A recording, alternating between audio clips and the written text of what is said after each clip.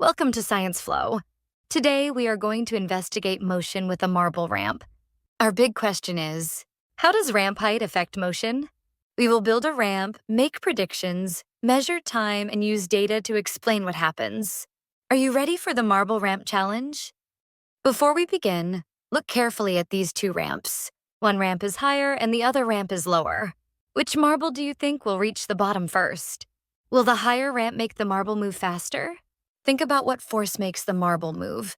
Keep your prediction in mind. We will test it soon. Here is our science flow for today. First, we will ask a question and make a prediction.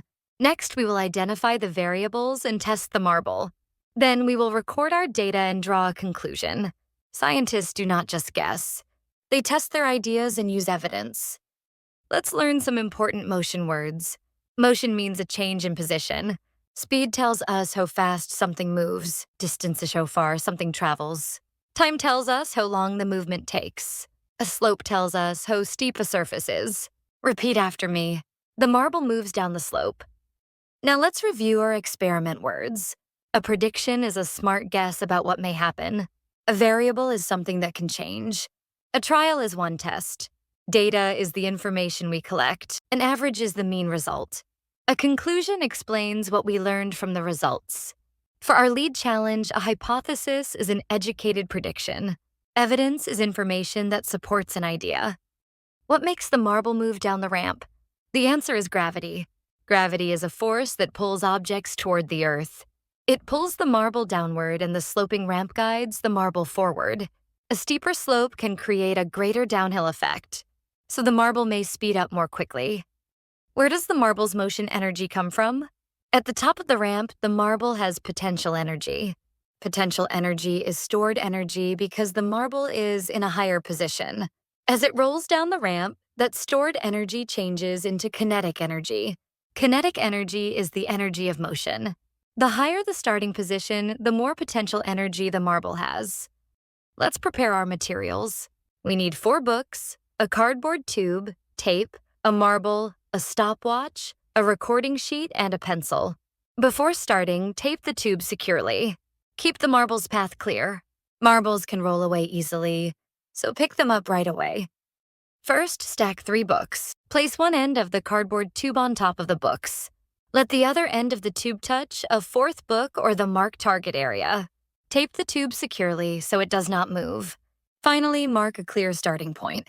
The marble must begin from the same place every time.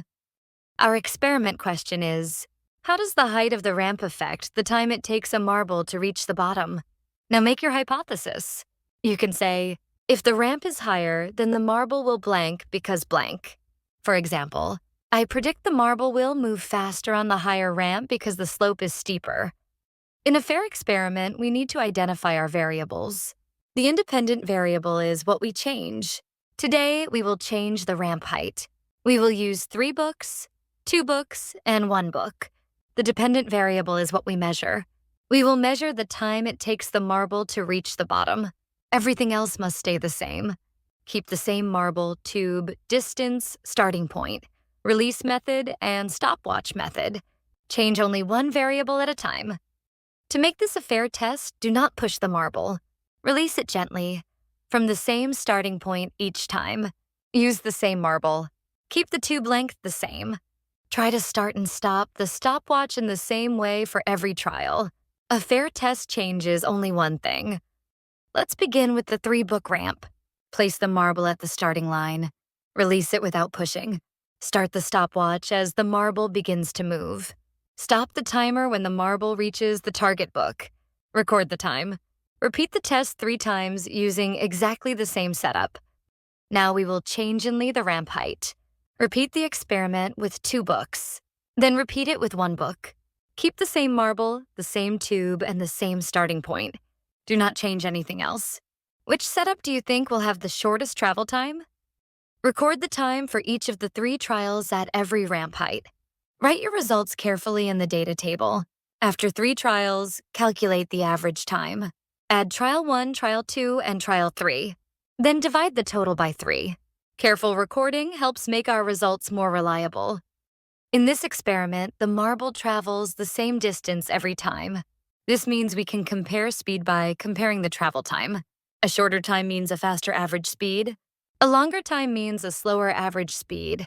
Remember, average speed equals distance divided by time. Now let's turn our data into a bar graph. The horizontal axis shows the ramp height.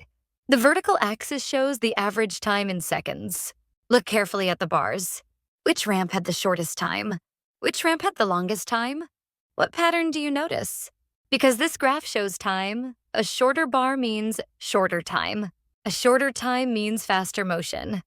Use your data to draw a conclusion. You can say, the marble moved fastest in the blank ramp. You can also say, when the ramp became higher, the time became blank. Finally, explain whether the data supported your hypothesis. Remember, a scientific conclusion should always include evidence from the data. Why is one trial not enough? Our reaction time with the stopwatch may be slightly different each time. We may release the marble a little differently. The setup may move. The marble may follow a slightly different path. Repeated trials make the results more reliable. For the lead challenge, look for an unusual result called an outlier. Scientists also think about possible sources of error. The marble may have been pushed. The starting point may have changed. The tube may have moved. The timer may have started late. Different marbles may have been used. To improve the experiment, use the same setup carefully. Keep the starting point exact. Work with a partner. Repeat measurements when needed. Scientists learn from mistakes and improve their tests. Let's review what we learned. Gravity pulled the marble downward. Ramp height was our independent variable. Travel time was our dependent variable. Repeated trials improved reliability. When the distance stayed the same, a shorter time meant a faster average speed. We also learned that potential energy changed into kinetic energy. Now answer the exit question. What evidence shows that ramp height affected the marble's motion? Predict, test, measure, and explain. Great science work today. You made a prediction, tested your idea, measured the marble's motion, and explained your results. Please like this video, subscribe for more Science Flow lessons, and share your science learning with others. Thank you for learning with us today. Keep exploring. Keep asking questions. I'll see you next time.